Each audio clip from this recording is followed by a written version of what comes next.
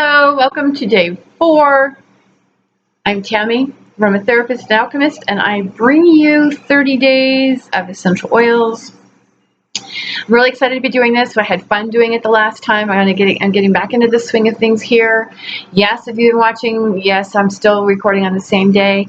Not a big deal. It's just that I know what my schedule's like as far as people coming in and out of my house. And I work from home.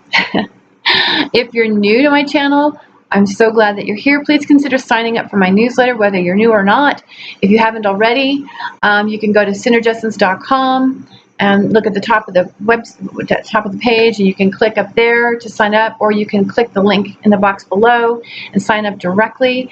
Reason why is because, well, I just told you I was an alchemist, and so although I am an aromatherapist and working with oils, I also have a background in the science of nutrition, because the epigenome requires more than just signaling molecules, and that's what an essential oil is. It's a signaling molecule. It's lipophilic in nature, and the body requires lipophilic chemicals to activate and deactivate various genetic functions, and the oils have the ability to do that. A lipophilic chemical. So if anybody says to you that the oils don't have that ability, either you're using water, or you're using fragranced water, or you don't know what you're talking about, because lipophilic chemicals are what modulate genetic function processes.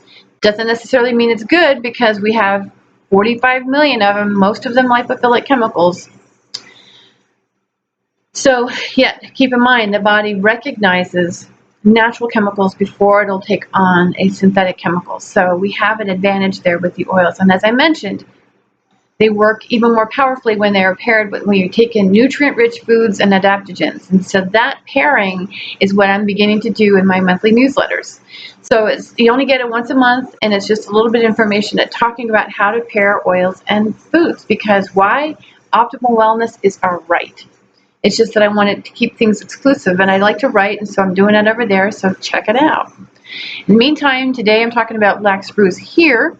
And as always, when I talk here, I also follow up on a blog. Now, I'm still catching up with 31 Days of Essential Oils, which is a series I did between April and May of this year.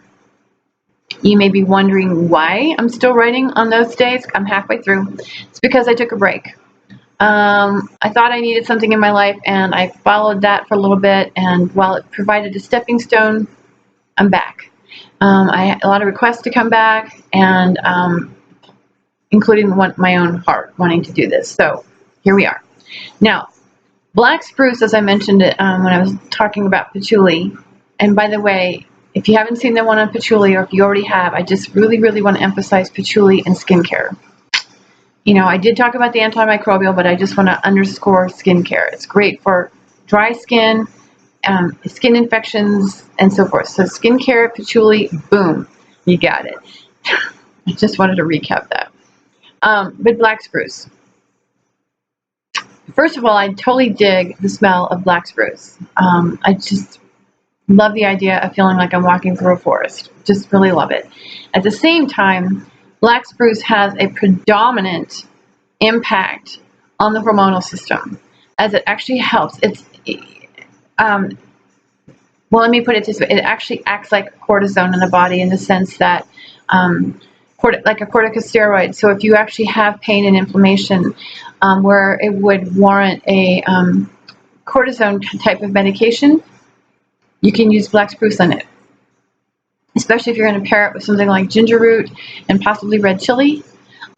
Really nice for reducing inflammation, easing any pain and discomfort, and actually helping the body, stimulating your own anti-inflammatory. Because I don't know if you know this, but cortisol is, although a stress hormone, is also an anti-inflammatory, depending on how the body's being used. This is the reason why combining oils with other oils, creating this synergy. And so I'm teaching blending. That link is in the box below as well, and how to combine these oils so that you get the most effective result. I don't believe in, hey, we're going to go over here and every oil is going to have the same level of property.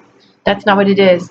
If your body's not producing its own anti-inflammatories because it's, in chronic stress mode, and stress is not a bad thing. It is a mechanism of survival.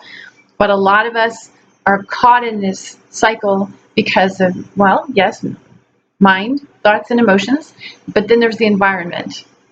And all the chemicals that we have, whether it's something we're ingesting or something that we're breathing or just exposed to, this is keeping the body on hyperdrive, chronic survival mode, which means you are not producing the anti-inflammatory chemicals that are required. Depending on, what that is, depends on what your system is actually demonstrating.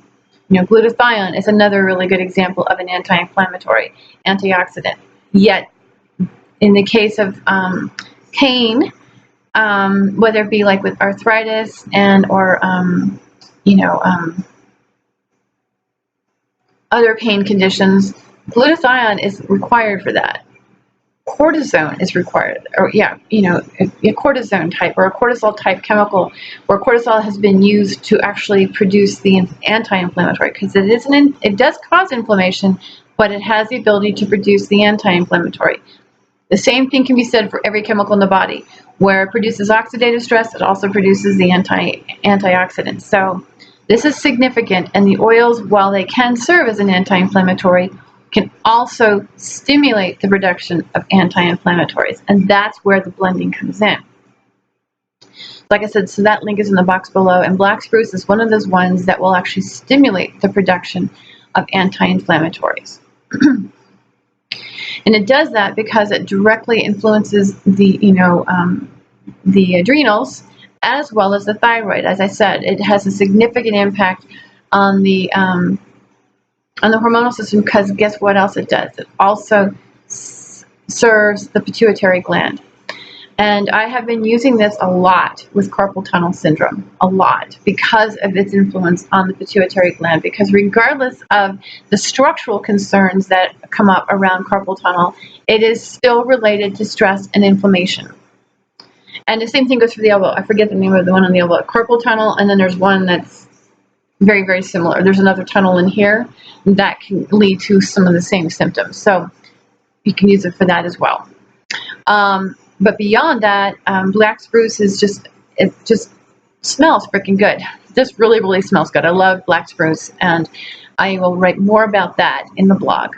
All right, you guys, thanks for tuning in. Have a great day. Until tomorrow when I talk about benzoin.